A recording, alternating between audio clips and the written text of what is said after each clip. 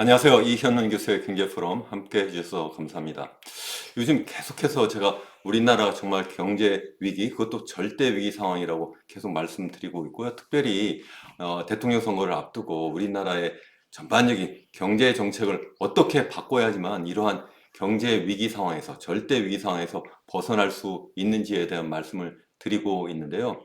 오늘은 아주 긴급한 경제 뉴스가 있어서 우선 그것부터 한번 말씀을 드리려고 합니다. 다름이 아니라 어제 우리나라의 대표적인 국책연구원이죠. KDI, 한국개발원이 우리나라의 경제 전망치를 수정해서 발표했습니다. 그래서 그것이 어떤 내용인지 한번 말씀을 드리려고 하는데요. 뭐 이미 여러분 뉴스 통해서도 많이 들으셨을 거라고 생각하는데 우리나라의 올해 경제 성장률이 0.8%로 아주 낮게 수정 전망했습니다. 이 정도면 우리나라의 잠재 성장률 1.8% 수준의 절반 정도에 지나지 않는다. 뭐 이렇게 볼 수가 있는데 매우 심각한 경제 침체 상황으로 이미 들어갔다는 것을 이야기하는 거죠. 이것을 뭐 경제 위기가 아니라고 이야기하는 분도 계시고 이제 뭐 서서히 그런 둔화 조짐이 나타나는 정도 아닐까 뭐 이렇게 보는 분도 계신데 너무나 좀 안이하게 판단하는 것이 아닌가 이렇게 저는 생각을 합니다. 아무튼 그 내용을 좀 심층적으로 좀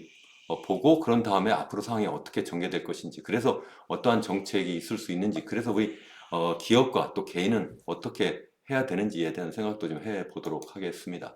자, 이게 바로 이제 KDI 경제 전망이라고 하는 그 보고서 표지입니다. 그래서 그 속을 좀 들여다보면 여기 보시면 국내 총생산이라고 되어 있는 것이 바로 GDP예요. Gross Domestic Product고 여기 보면 2023년, 24년 그리고 이제 올해죠. 2025년은 상반기, 하반기로 이렇게 나눴고 그리고 연간으로 표시를 하고 있어요. 전망치를 보여주고 있는 거고 내년 것도 전망을 좀 하고 있습니다. 그래서 여기 보시면 우리가 알고 있는 것처럼 2023년에 1.4% 성장을 했잖아요. 실질 GDP 성장률이. 그리고 지난해는 2.0% 턱걸이 성장을 했다. 이렇게 말씀을 드렸는데 올해는 아직 상반기가 다 지나지 않았죠. 이제 5월인데 6월까지 가야지만 상반기 지나니까 어쨌든 상반기는 한 0.3% 정도 성장할 것이고 하반기는 그래도 한 1.3% 정도 성장하지 않겠느냐. 대표적으로 상저하고라는 이야기죠. 그렇게 하게 되면 연간으로 한 0.8% 성장할 것이다. 그리고 내년에는 그래도 좀 어느 정도 회복이 돼서 1.6% 정도 하지 않겠냐 이렇게 보고 있는 거예요.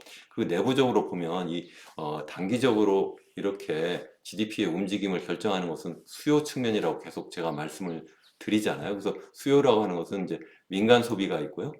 소비 수요라고도 그냥 하기도 하는데 그리고 이제 투자가 있죠. 그 투자는 이제 총고정 투자라고 이제 한국은행에서는 이야기를 하고 있고, 그 다음에 이제 정부 지출이 있고, 이제 순수출, 그것은 수출에서 수입을 뺀 것이죠. 그래서 이렇게 보면 그 중에서 이제 소비가 한 GDP에서 한 50% 정도, 절반을 차지하는데, 그것을 보시면 지난해는 1.3% 정도 성장했는데 올해는 상반기는 1점이고 하반기는 약간 또 좋아지지 않을까 이렇게 희망 섞인 전망을 하고 있습니다. 그래서 한 1.4 정도 할 것이다. 그러니까 소비가 지난해보다도 더 좋아질 것이다. 이렇게 일단 전망을 하고 있어요. 투자는 뭐 지난해에도 마이너스 0.8%였는데 올해도 0.8%할 것이다. 그 속을 보면 설비 투자가 있고 그리고 건설 투자 그리고 지식 재산 생산물 투자 이게 이제 R&D 투자라고 제가 계속 말씀을 드리는데 그 중에서 특별히 여기 보시면 설비 투자라든가 아니면 R&D 투자는 그래도 플러스인데 이 건설 투자가 계속 마이너스이기 때문에 전반적인 총 고정 투자, 투자 수요가 좀 마이너스로 갈 것이고 이것이 바로 우리나라의 경제 성장률을 떨어뜨리는 요인이다 이렇게 이제 보고 있는 거죠. 뭐 그것까지는 뭐 맞는 이야기입니다. 그리고 또 한 가지 이제 특이한 점은 지난해에는 우리나라 그래도 2.0% 성장할 수 있었던 것은 수출이 잘 돼서 그렇다 말씀을 드렸잖아요. 그래서 지난해 수출이 상품만 놓고 봐도 한 6.3% 거기는 뭐 서비스까지 다 포함을 하면 한 7.0% 정도 성장을 했는데 올해는 이게 상품만 놓고 보면 마이너스로 떨어질 것이다. 뭐 트럼프발 관세 폭탄이 아직도 본격적으로 우리나라에게는 터지지도 않은 상태라고 저는 생각을 하는데 어, 이미 상반기에도 마이너스 역성장을 하고 하반기에도 역성장하는데 하반기는 상반기보다 더 좋아질 것이다 이렇게 보는데 정말 그럴까? 저는 좀 그렇지 않을 수 있다 이렇게 저는 보는 입장이에요. 그러니까 여러분들이 한번 스스로 판단해 보세요. 어쨌든 이러한 세부적인 내용을 가지고 전반적으로 우리 KDI에서는 올해 0.8% 성장할 것이다 이렇게 보고 있는 거죠. 근데 이 각 부문별로 봤을 때 여러분들이 더 좋을 거냐 나쁠 거냐 여기서 전망하는 거에 비해서 이렇게 보시면 여러분 스스로 판단할 수 있지 않을까 이렇게 생각이 됩니다. 그리고 소비자 물가는 뭐 지난해 2.3% 정도 성장을 했는데 상승을 한 건데 올해는 한 1.7% 정도로, 그러니까 한국은행에서 목표로 삼는 그 2.0%보다는 좀 낮을 것이다 이렇게 보고 있는 거고, 실업률과 이제 취업자 수가 얼마 증가하느냐가 굉장히 중요한데, 실업률은 대체로 뭐 한 2.8이었는데 지난해 올해도 한 3.3% 정도 수준이다. 상반기는 좀 높지만 하반기는 떨어질 것이다. 그러니까 하반기가 더 경제 성장이 더 지금보다는 좋을 거다 이렇게 보고 있는 거죠. 이것도 좀 저는 좀 유보적인 입장입니다. 아무튼 그래서 이제 이것을 쉽게 여러분께 설명을 드리면 이게 뭐냐면 올해 사실은 지난 2월에 KDI가 올해 경제 전망을 이미 한번 했어요. 그때 1.6% 성장한다고 그랬거든요. 올해 1.6% 정도 성장할 거다. 그리고 이제 5월 어제죠. 어제 발표한 수정 전망치는 0.8%로 절반으로 낮춘 거예요. 불과 3개월 만에 이렇게 낮췄다. 굉장히 상황이 나쁘다. 사실은 2월이면 이미 이제 트럼프 대통령이 당선이 확정되었고 관세 전쟁도 본격적으로 벌리겠다고 이미 공언한 바가 있는데, 지난번 우리 정부에서나 아니면 뭐 한국은행에서나 아니면 우리 KDI에서나 이렇게 쉽게 관세 전쟁이 빠르게 진행될 거라고 생각하지 못했던 것 같아요. 저는 이미 연초부터 계속 말씀드렸습니다. 아주 본격적이고 아주 과감하게 신속하게 그렇게 시행이 될 것이고, 그래서 우리나라의 성장률은 당시에는 다 2% 수준까지도 막 이렇게 바라보고 있었던 시기였는데 저는 그 당시에 이미 1.5%도 못할 것이다 말씀드렸고, 얼마 전부터는 1.0도 못할 것이다 이렇게 계속 말씀을 드렸어요. 그래서 상대적으로 제가 다른 여러 연구기관에 비해서는 좀 비관적이라고 말씀을 하실 수도 있겠지만, 사실 비관적인 것이 아니라 현실을 더 잘 정확하게 전망하고 있는 것이 아닌가, 전 그렇게 생각을 합니다. 아무튼 그 속을 들여다보면 좀 전에 말씀드린 것처럼 민간 소비가 한 50% 정도 차지하는데 지난 2월에 전망할 때는 한 1.6% 성장할 거라고 생각했는데 1.1% 성장한다. 지난해에 비해서 그렇게 한다 이렇게 보는 거예요. 그러니까 5월에 그렇게 했다는 뜻이 아니라 올해 전망치가 지금 이번 5월에 전망할 때는 한 1.1% 정도 증가할 것이다 이렇게 보는 거고, 상품 수출은 0.4% 감소할 것이다. 2025년 1년 동안에 수출이 감소할 것이다 이렇게 보고 있는 겁니다. 단기적인 말씀을 드렸는데 장기와 장기를 항상 구분해서 볼 수 있어야 된다 이렇게 말씀을 계속 드렸잖아요. 그래서 장기적으로 보면 우리나라의 잠재 성장률이 계속 떨어지고 있고, 지금 말씀드리는 것은 단기적으로 1년, 2년 뭐 이렇게 어떻게 변화하는지를 지금 말씀을 드리고 있는 거예요. 어쨌든 첫 번째, 우리나라의 장기적인 성장 잠재력은 계속해서 추락하고 있다. 중간중간 이렇게 경제 위기가 있었는데 그 경제 위기가 이게 금방 회복되었었다. 근데 이번에는 쉽게 회복되지 않을 것 같다. 여기 지금 4번 정도의 경제 위기라고 제가 말씀을 드렸는데요. 그 중에 하나가 여기 보면 2009년 글로벌 금융 위기잖아요. 그때 얼마 성장했느냐면 딱 0.8%였어요. KDI가 올해 0.8% 성장할 거라고 전망하고 있어요. 자, 그럼 그때는 위기고 지금은 위기가 아닌가요? 아직도 위기가 아니라고 말씀하시는 분들께 정말 제가 여쭤보고 싶어요. 왜 위기가 아니라고 자꾸 이야기를 하느냐는 거예요. 위기를 위기로 인정하고, 그러니까 이 위기를 어떻게 극복해야 되는지를 우리가 정말 머리를 싸매고, 그래서 이 어려운 상황을 정말 우리 함께 극복해야 되지 않겠느냐는 거죠. 무조건 아니다, 아니다 이렇게 하면 안 된다. 그래서 장기적인 전망 여기까지 제가 쭉, 이건 이제 실현된 숫자들이고, 장기적으로 제가 이거 지난주에 발표한 그 KDI 이 같은 부서입니다. 경제 전망실이라고 하는 데서 전망한 그 수치인데, 이거는 장기적인 우리나라의 잠재 성장률 전망치인데, 여기 보시면 파란색이 기준선이에요. 그러니까 평균선이다. 그래서 보면 이게 쉽게 설명을 드리면 여기 지금 2025년인데요.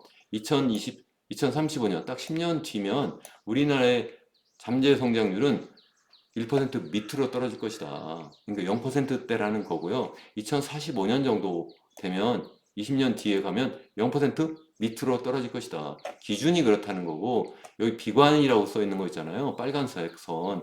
이거는 총요소 생산성 증가율이 좀 충분하지 않을 때, 그러니까 R&D 투자가 충분히 이루어지지 않고 기술 개발이 충분히 이루어지지 않으면 더 빨리 2040년대 초반에 우리나라의 잠재 GDP 성장률은 0% 밑으로 떨어질 것이다. 이렇게 지금 전망하고 있어요. 저는 그렇게 될 가능성이 더 크다라고 저는 보고 있는 편이에요. 실제 제가 지난번에 이와 관련해서도 제가 별도의 영상을 통해서 말씀을 드렸습니다만 다소 좀 낙관적인 희망 섞인 전망이다. 이렇게 말씀을 드린 바가 있었잖아요. 그래서 정말 제대로 그냥 객관적으로 보면 더 빨리 우리나라의 GDP 잠재 성장률은 0% 밑으로 떨어질 수도 있지 않을까 이렇게 보고 있어요. 다시 또 단기로 돌아와 볼까요? 좀 전에 처음에 연간으로도 봤었고, 그 다음에 아주 장기적으로 또 이렇게 몇십 년을 계속해서 추세를 가지고 봤습니다만, 이건 아주 단기로 이제 분기별로 한번 보시죠. 사실 GDP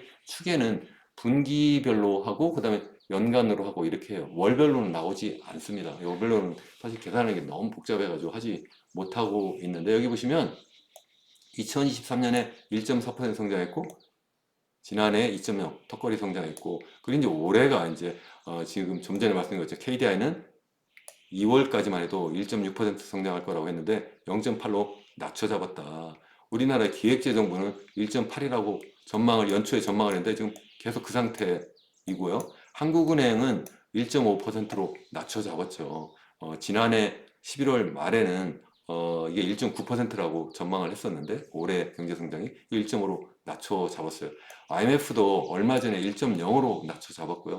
저는 이미 1.0 밑으로 떨어질 것이다. 1.0 하면 정말 잘한다. 이렇게 말씀을 드렸는데 외국에서는 어떻게 보는지 여기 뭐 IMF도 있습니다만 해외 IB들 상황을 한번 볼까요? 해외 IB가 한국의 경제 성장률을 어떻게 보고 있느냐? 올해 뱅크 오브 아메리카 BOA에서는 0.8% 정도 할 거다. 골드만삭스도 0.7, 블룸버그도 0.7, 시티그룹에서도 0.6, JP 모건에서도 0.5밖에 못할 것이다. 이렇게 보고 있는 거예요. 자, 다시 한번 말씀드리지만 지금 KDI도 0.8이라고 하고 있고 외국에서도 이런 IB들이 대부분 0.8 밑을 바라보고 있는데 이게 위기가 아닌가요?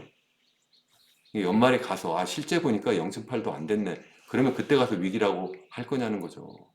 그러면 안 되죠. 이미 위기로 이미 가고 있다는 거예요. 그러니까 이런 상황을 우리가 정말 제대로 깨달아야 된다 하는 말씀을 제가 다시 한번 드립니다. 그래서 이걸 다시 또 분기별로 한번 더 들여다보면 여기 보시면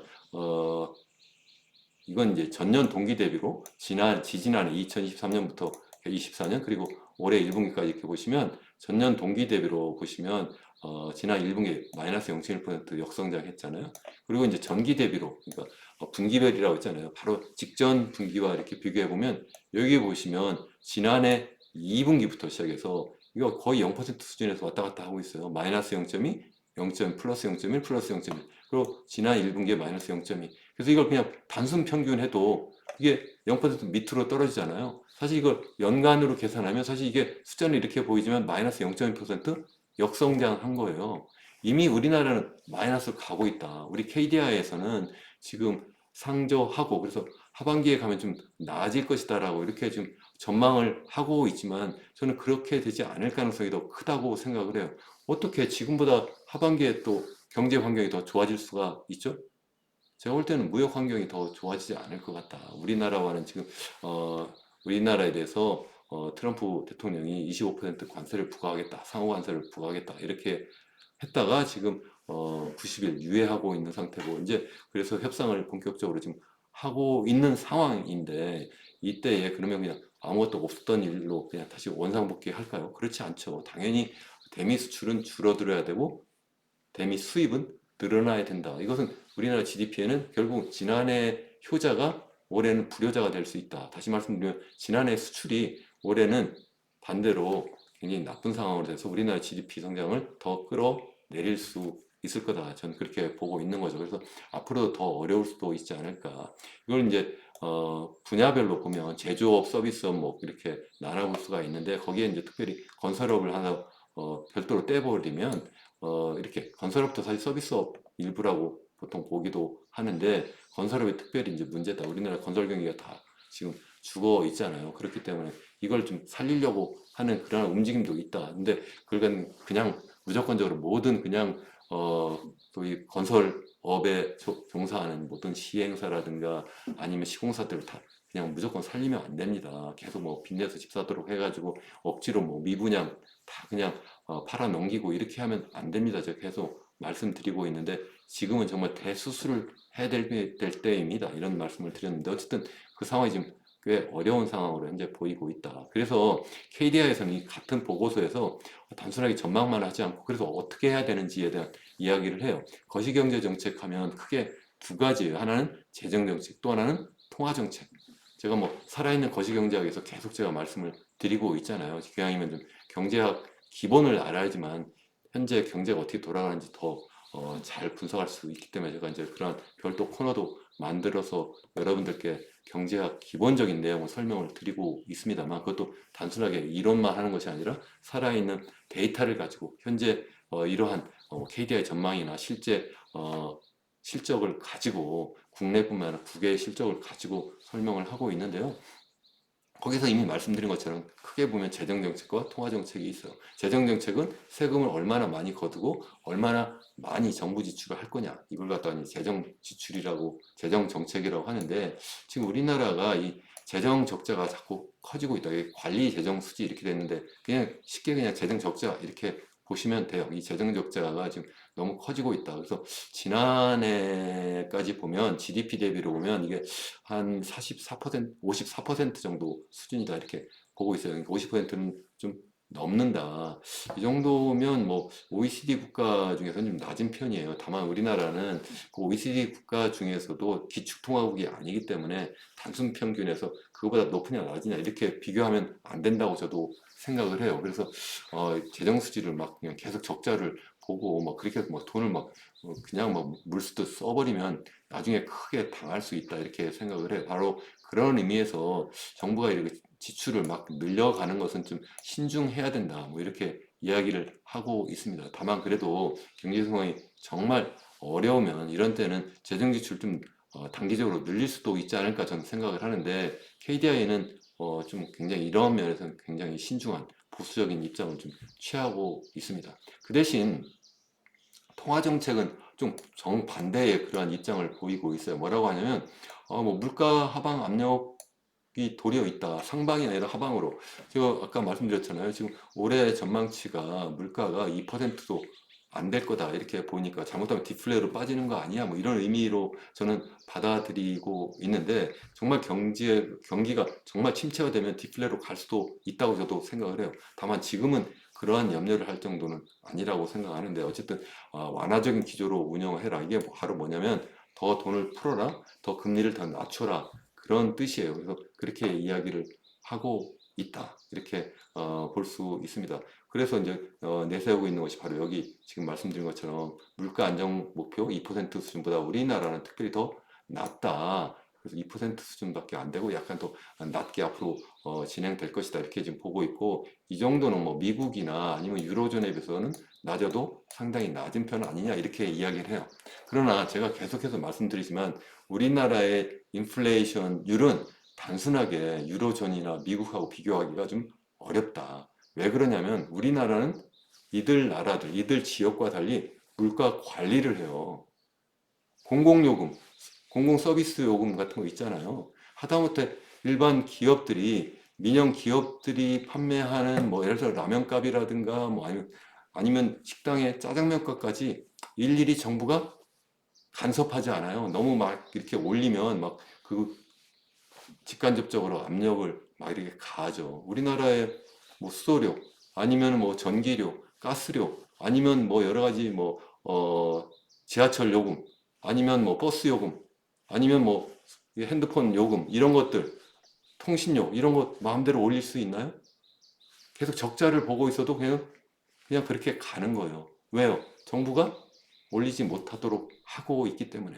그래서 그것을 감안하고 봐야 된다. 제가 계속 말씀을 드려요. 그러니까 우리나라가 2%라고 물가 상승률을 발표해도 실제는 그거보다도 더 높을 것이다. 그냥 내버려 두면 아마 1%포인트는 그냥 튀어오를 거라고 저는 생각합니다. 그것을 잊지 말아야 된다 하는 말씀이고, 또 한 가지는 이제 기준금리인데, 기준금리가 우리나라가 지금 현재 2.75%잖아요. 그러니까 한국은행이 계속 기준금리를 낮추다가 최근에 이제 보류하고 있는 상황이에요. 그래서 2.75 낮춘 상태에서 이제 지금 앞으로 어떻게 할 거냐. 이미 한국은행 총재도 이미 발표한 것처럼 앞으로 낮추긴 낮출 겁니다. 근데 이거 그냥 낮추면 이게 과연 경기 부양 효과가 얼마나 있을까가 첫 번째 제가 던지고 싶은 질문이고, 두 번째는 경기 부양이 아니라 도리어 이게 다시 또 부동산만 살려주는, 집값만 또 다시 이렇게 막 부추기는 그런 불쏘시개로 사용되는 것이 아닌가, 그런 걱정을 하고요. 또 한 가지는 여기 보시면 미국하고 우리나라와의 이 기준금리 격차가 지금 2%포인트 정도 나요. 미국 같은 경우에는 이게 4.75%이거든요. 5.5%에서 지금 세 번 계속 이것을 낮춰 잡아서 지금 4.75%인데 우리나라 2.75%예요. 그러니까 이 격차가 2%나 된다. 그렇기 때문에 우리나라에 투자된 외국 투자 자금이 해외로 빠져나갈 그러한 인센티브가 많고, 또 우리나라 투자자들도 마찬가지로 미국에 가서 투자하는 것이 더 유리한 측면이 있는 거죠. 그래서 실질적으로 우리나라의 환율이, 대미달러 환율이 지난 2022년 초에 비해서는 지금 그 당시에는 1,200원밖에 되지 않았잖아요. 지금 1,400원대까지 이렇게 올라간 것은 바로 이 기준금리 격차 때문에 그래요. 이게 시장금리 격차로도 계속 연계되고 있는 거거든요. 그래서 이것을 그냥 잊어버리면 안 된다. 다시 말씀드리면 이 물가 상승률을 그냥 있는 그대로 숫자로 보면 안 된다. 또 기준금리 격차 때문에 환율이 굉장히 위험한 상황이다. 이렇게 말씀드리고, 또 한 가지는 이 가계부채를 다시 한번 이렇게 더 키울 수도 있다. 이렇게 저는 말씀을 드리고 싶어요. 이 가계부채를 계속 부추겨가지고 그거 가지고 집값을 계속 띄우고, 그것 때문에 건설 경기 살아나게 하고, 그래서 경기가 마치 살아나는 것처럼 이렇게 보이는 것은 단기적으로는 그럴듯한데, 장기적으로 보면 그것이 바로 우리나라의 잠재 GDP 성장, 아까 보여드렸던 그 잠재 GDP 성장을 계속 떨어뜨리는 중요한 요인이다. 왜 그래요? 아까 말씀드린 것처럼 그게 바로 R&D 투자로 갈 돈이 전부 부동산으로 가기 때문에, 그래서 잠재 GDP 성장률이 떨어지고, 또 뿐만 아니라 그렇게 하면서 집값이 계속 올라서 젊은이들이 결혼하고 그리고 아이를 낳을 수 없는 그런 환경으로 가게 돼서, 그래서 초저출산율이 계속 유지가 되고, 그래서 우리나라가 전 세계에서 가장 빠른 초고령 사회로 계속 가게 되고, 그래서 또 젊은 인구가 실질적으로 절대적으로 감소하게 되니까 그게 바로 또 잠재 GDP 성장률을 떨어뜨리는 거거든요. 그래서 그렇게 단기적으로 그냥 빚내서 집 사게 해가지고 건설 경기에 띄우는 것은 안 됩니다. 제가 계속 말씀을 드리는 거예요. 어쨌든 여기서 뭐 금융정책을 잠깐 이야기를 하고 있어요. 그래서 대체로 지금 현재는 양호하다 이렇게 보고 있는데, 저는 좀 조심스럽게 저는 생각을 좀 하고 있다 하는 말씀을 제가 다시 한번 드립니다. 그리고 이제 이 부동산 분야, 이쪽 부동산 분야가 사실 굉장히 위험한 상황이에요. 그러니까 정부나 아니면 뭐 다른 뭐 여러 가지 뭐 금융 감독 기구의 입장에서 보면, 이거 잘못하다 부동산 피부도 터지는 거 아니야? 뭐 아니면 뭐 제2금융권 뭐 저축은행부터 뭐 새마을금고 이런 애들 또 막 터져가지고 이게 연쇄 뭐 부도 위기가 이제 전 금융권으로 확산되는 거 아니야? 그래가지고 또 경기가 더 나빠지는 거 아니야? 이렇게 걱정할 수도 있는데, 제가 계속해서 말씀드리지만 우리나라는 현재 절대 위기 상황이고, 그것을 우리 인간으로 말하면 지금 조로증에 걸려 있고 당뇨병에 걸렸는데 그것도 완전히 합병증이다. 그래서 고콜레스테롤, 고혈압, 거기에 뭐 여러 가지 병이 막 그냥 막 뒤죽박죽 섞여 있어요. 그야말로 종합병원이에요.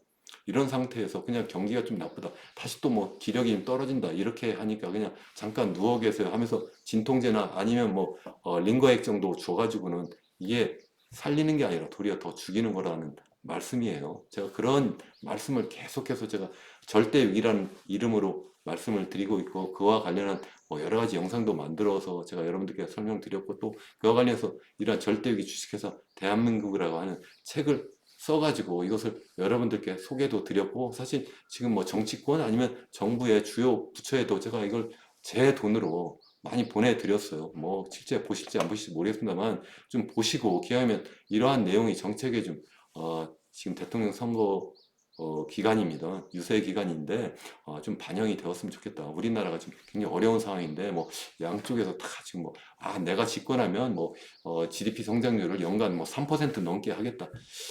그렇게 되면 정말 너무 감사하겠습니다만 제가 볼 때는 이게 다 정말 빌공짜 공약이 아닌가 그런 생각까지도 좀 해봅니다. 어쨌든 매우 어려운 상황입니다 하는 생각이고 그렇기 때문에 이러한 상황에서 정말 여러분들이 그냥 괜찮을 거야 괜찮을 거야 이렇게 하다 무방비로 있다가 당하면 안 되고 아니면 뭐 이렇게 정말 상황이 나쁜데 그래도 뭐 서울 집값만은 막 오를 거야 그래서 내가 빚내서 집 살 거야 뭐 정부가 빚내서 집 사라고 하네 뭐 이렇게 하면 안 된다. 진짜 하나 더 말씀을 드리면 저는 한국은행이 금리를 낮춰야 된다고 생각은 해요.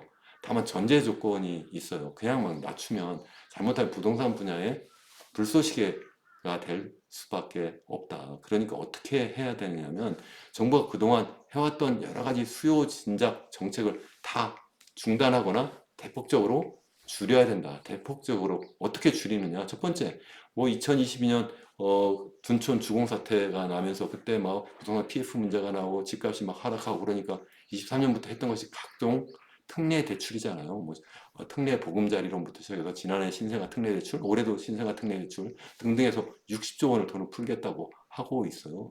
그러니까 전체 가계 대출 중에 거의 8, 90%는 전부 정부의 특례 대출이라는 이름으로 정부가 만들어준 가계 부채예요. 이걸 정말 없애버려야 된다. 저는 그렇게 생각을 해요. 젊은이들 그럼 도와주지 못하면 어떡하니? 그건 돕는 게 아니다. 집값 소리에 띄워서 그 사람들을 더 힘들게 한다. 그게 아니라 제가 계속 말씀드리잖아요. 공공주택을 만들어서 그 사람들에게 도와주고 실질적으로 결혼하고 아이를 출산하면 실질적으로 직접적으로 보조금을 주는 게 맞다. 제가 그렇게 계속 말씀을 드렸습니다. 그것도 부족해서 요즘에는 어떻게 또 하고 있어요. 뭐 무슨 청년 주택 드림 대출 해가지고 20세부터 시작해가지고 30대까지 또 뭐 2억 내지 3억 아이가 있으면 3억까지 또 특별 저리로 대출을 해주겠다는 거예요. 20살짜리가 무슨 집을 사요. 지금 수요가 없으니까 정부가 자꾸 수요를 키우려고 정말 국민의 세금을 가지고 집값 띄우는 정책 쓰고 있는데 그런 상태에서 그냥 금리만 낮추면 어떻게 또 빚내서 집 사는 것만 하는 거예요. 금리를 낮추는 이유는요. 그거 가지고 빚내서 집 사게 해서 경기를 부양하는 것이 아니라 그게 투자, 그야말로 미래 먹거리 설비 투자 그리고 R&D 투자로 돈이 가게 해야 되는 거예요. 그래야지만 우리나라가 정말 단기적으로 살고 장기적으로 산다. 요즘에 그것도 부족해서 뭐까지 나왔어요?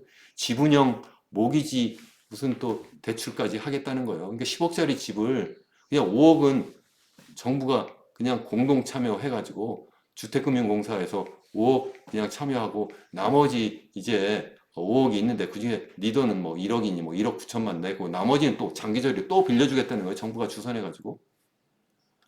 정말 10억짜리 집을 내 돈 1억이나 2억 가지고 사도록 하면 이것도 다시 투기판 만드는 거 아니에요. 이런 상태에서 금리만 더 낮추면 뭐라고 생각하겠어요?